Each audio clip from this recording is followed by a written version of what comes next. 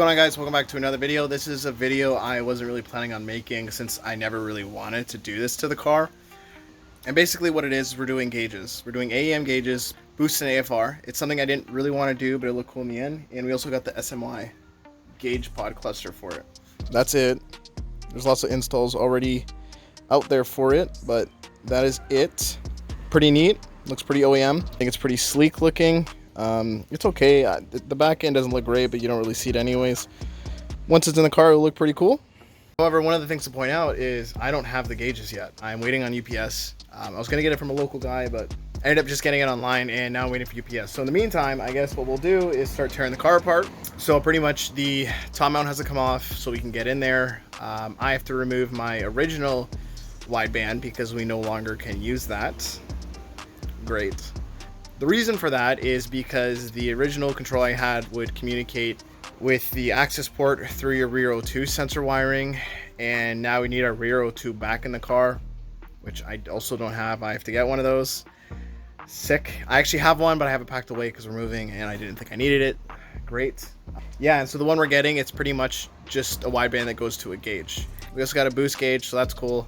So I guess what we'll go ahead and start doing is just ripping the car apart, just because I don't have anything on me. Well, I don't have the gauges on me, so I guess let's start tearing into this thing.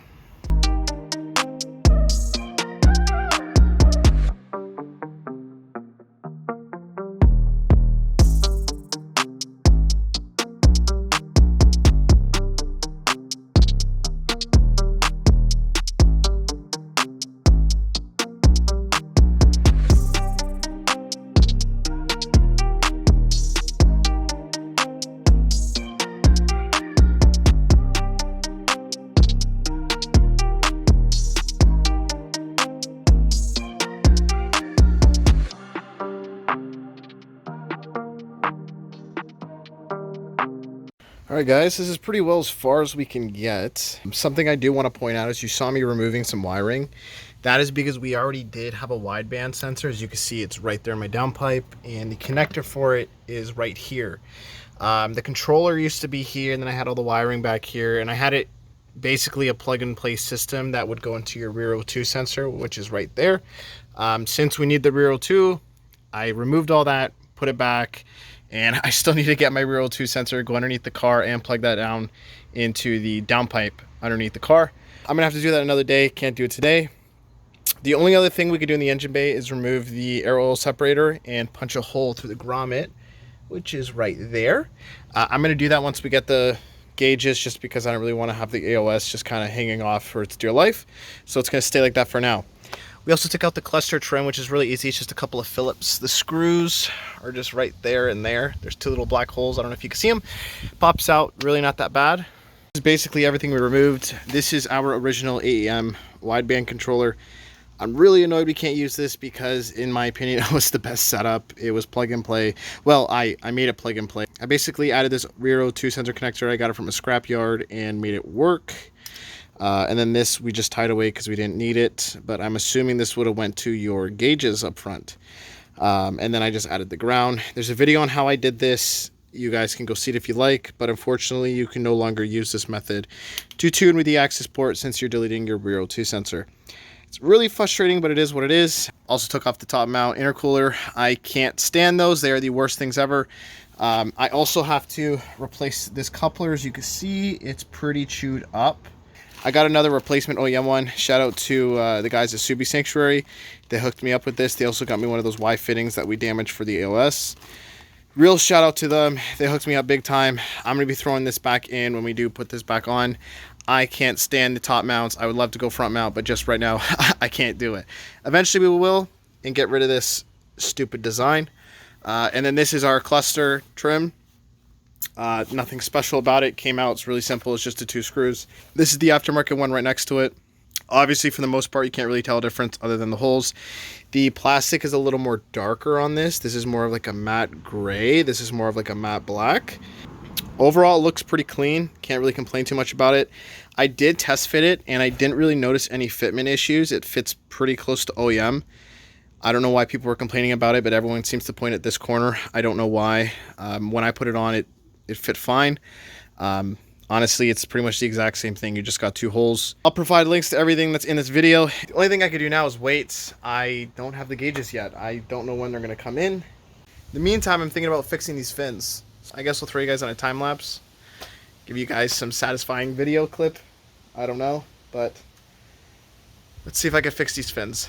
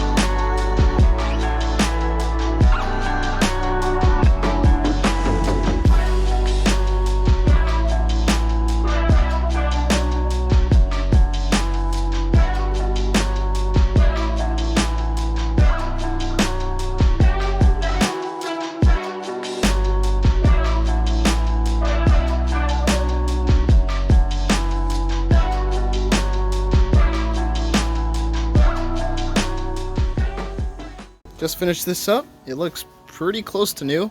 Definitely is not perfect, but as long as it looks a lot better than what it was, I'm happy. Did the other side as well. While I was doing that, the gauges show up. So that's our air fuel ratio gauge. And I guess if you open it upside down, you get a face. I don't know. So this is our boost, which is in there. I may not get to the boost gauge today. We're just going to focus on the AFR. I can always do that another day. This one's pretty easy to do. Really want to get this one in. So this is pretty much what we get in the kit. Just some wiring. This goes to your wideband sensor, which is right here. This just connects together, I guess. This is you're going to be your power and all that. One of these go to your gauge. Not sure which one it is. I'll figure it out later. You got a bung if you need to weld one in. Some taps. The gauge itself. And like I said, the wideband sensor. Now, the reason why we're using this and not just the Rear 02 from Subaru is these have a lot more range and it's better for tuning and all that. I already have one in my car, like I said, from our old controller, which we have to switch over to this one. So since this is the exact same, I'm not going to be using this. I'm going to use the one that's currently in my car, has like 2,000 kilometers on it. So I'm going to put that away. And again, that's the sensor right there. Our connection's here. I'm probably going to stick it in the back and kind of hide it. But we need to pull this off now so we can run our wiring. All right, with the aero separator removed, now obviously not everyone is going to have this. Back there you can see your grommet with your engine harness. I already drilled a hole through it. It's pretty big, bigger than I wanted, but I'm going to go ahead and start feeding this end of the wire through. I'm also going to end up feeding my boost gauge wires probably through there as well. And we'll show you where it comes out on the other end. So basically, behind your blower fan motor, there's going to be those bundles of wires just right here. Those are the wires that end up going through your firewall into your engine bay. And that's where I found this. So we can go ahead and pull this through. Once it's all through, we can run it to the other side. All right, guys, I took a quick break and just had something for dinner. I ended up opening up the boost gauge stuff. Pretty much inside, you get your sensor, your fittings, all that. You also get your harness, or your connectors, which I already ran inside the car. This is it right here. This will go to your boost sensor. And I ran it down there already. You can't see it, but I ran it just because I'm not quite sure how I want to run my boost lines just yet. People are saying you can run it to your turbo right here, or you can run it to your fuel pressure regulator line right there. This one right there. And then a lot of people saying is your blow-off valve. I'm kind of thinking about going with this. I just don't have the fittings right now to get that done. So I think for the time being, I'm just gonna throw everything back on and just leave this disconnected. I can figure this out another day. As long as this is all ran, I should be fine. Okay, so we have our AFR cabling right here, and we have our boost line right here. I went ahead and got a coat hanger, as you can see right here, just through the middle of the car. I'm just gonna hook them on and then pull them through. I got it. Since I ended up running the wires down through here instead of through here and right there, I just found there was a lot of tension on the wires and I just couldn't move them very much, and I was worried about damaging them. This way they move freely and I can get the gauges in and out a lot easier and not force everything in. All right guys, it is the next day and I decided where I want to pull our vacuum for our boost gauge. What I'm going to do is I'm going to remove this vacuum cap right here. And what happened was I did a evap solenoid delete. I obviously don't use these ports. That is my plan. I'm going to run my boost gauge off of that. The only issue is the vacuum line I have is not even going to come close to getting onto there. As is, it struggles to get onto the barb that the kit comes with. So I'm gonna have to order up some hose, which is no problem. For the time being, what I'm gonna do is I'm just going to put the car back together, wire everything up, and then leave the boost gauge just kind of disconnected. Like, it'll power on, it just won't get any readings. So at the end of the video, I'll add a clip of what I ended up doing. Just for now, we're just gonna ignore it and get the engine back together, and let's wire up our gauges. I'll also show you how I decided to reroute my wiring for my gauges. Okay, so before I get carried away, which you can kind of see I already kind of have, I went ahead and stripped off some of this protective casing around the wire. From my understanding, we're really only going to need black and red from both wire harnesses. Unfortunately, these gauges are not going to be communicating with the car, so I'm pretty sure we only need black and red from both, just for, you know, power and ground. If I am wrong, I will go ahead and fix it, but I'm pretty sure we're not going to need this. So I'm going to go ahead, wrap all these up separately and kind of tuck them away. I'm gonna go ahead, wire this up. It's really not hard. Black goes with black on both of these, red goes with red. And red, I'm gonna add one of these fuses. I've done these before, they're really not that difficult. Just crimp the connection onto there and stick the red wire in there and crimp it. And then find a fuse that works for your situation. Ours is the cigarette, which is here. And then everything should work.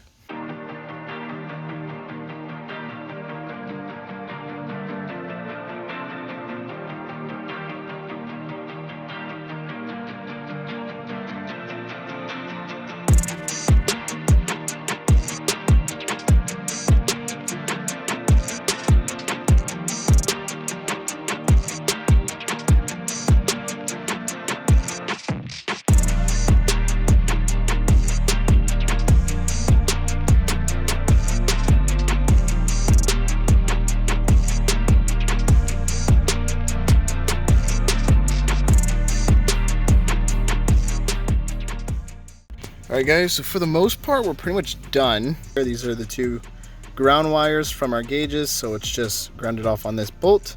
And right here is our fuse, so both our red wires go into there.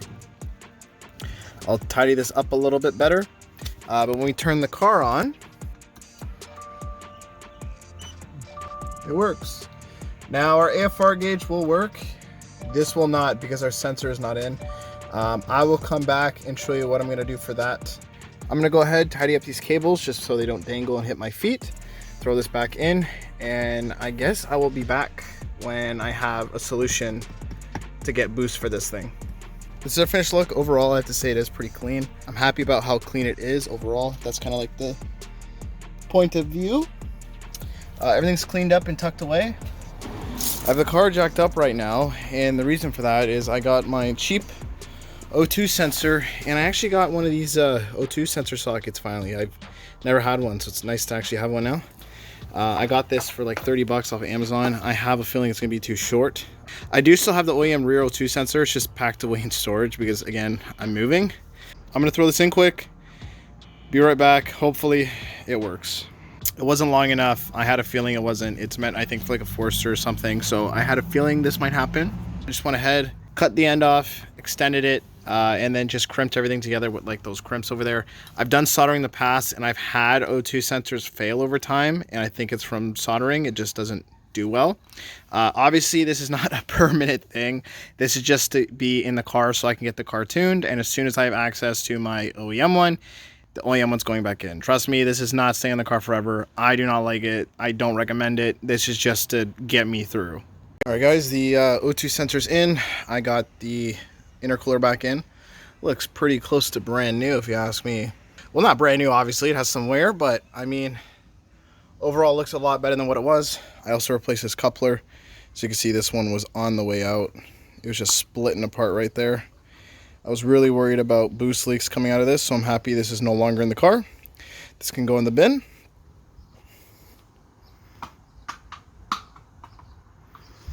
Let's go ahead and see if we get a check engine light still. All right, I've gone ahead. I reflashed the car with a new revision from my tuner.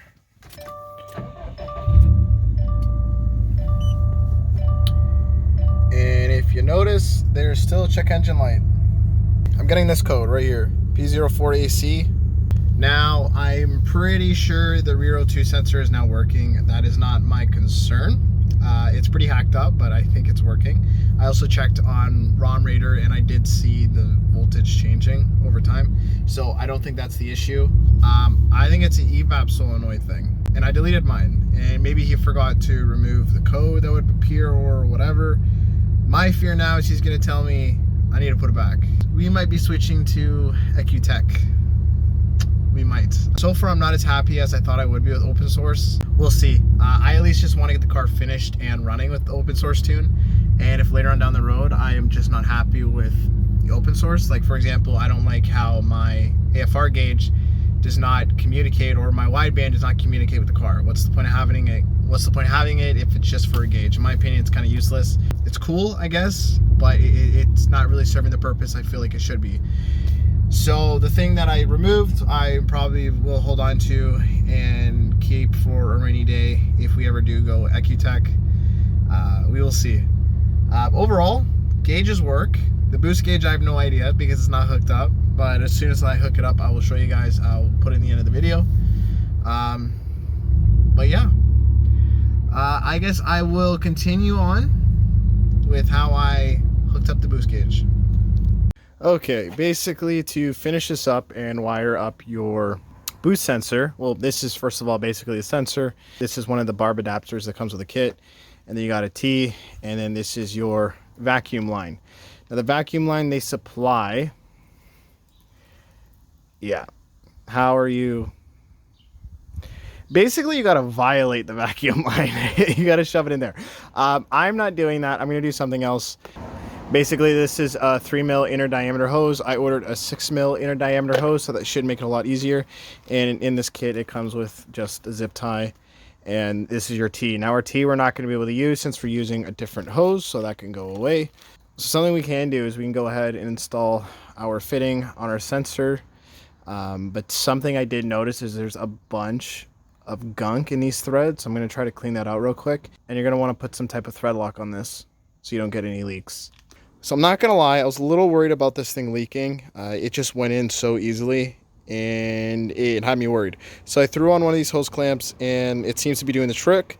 But I did also throw some soapy water on here and I saw no bubbles forming. So we should be okay for leaks and shouldn't have a problem with any issues with this. So let's go ahead, throw her in.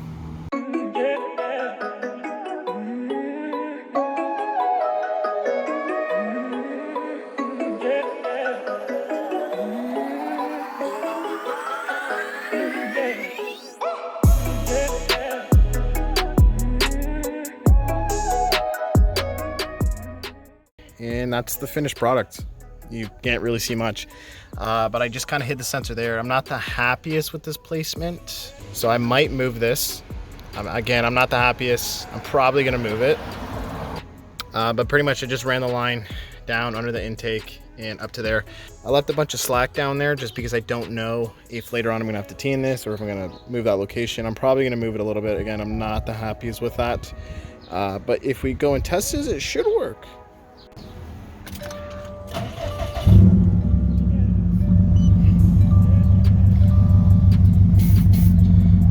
Our our check engine light's there. I'm probably gonna have to put our evap back, but if I push on the throttle, and the car's warmed up, like I said, I was doing data logs.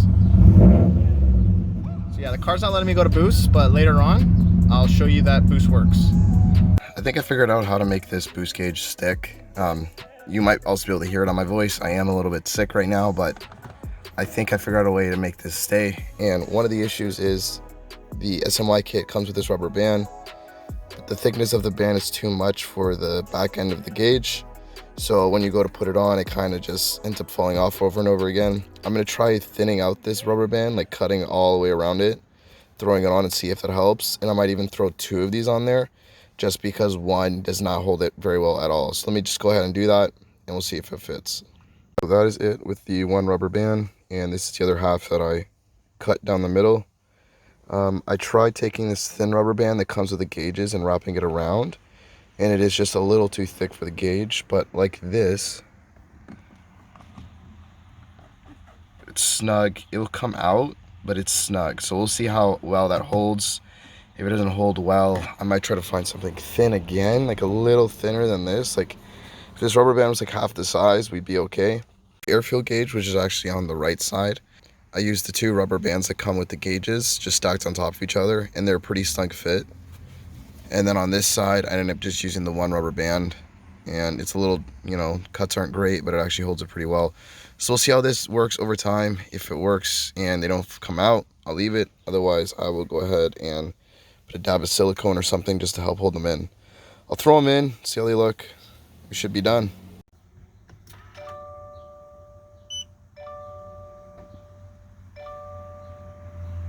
Well guys, that's the finished look of the gauges. I promise you the boost gauge works. It shows vacuum and boost. I'm just a little bit under the weather and don't really feel like driving the car right now. I hope you guys can understand. But I do promise you that it does work and it does show it accurately. I'm sure in another video in the future you guys will see it working. Overall it looks really good. It's really cool seeing like the gauges work and all that. Well, I hope you guys enjoyed the video. Please feel free to leave a like, comment, and subscribe, and take it easy.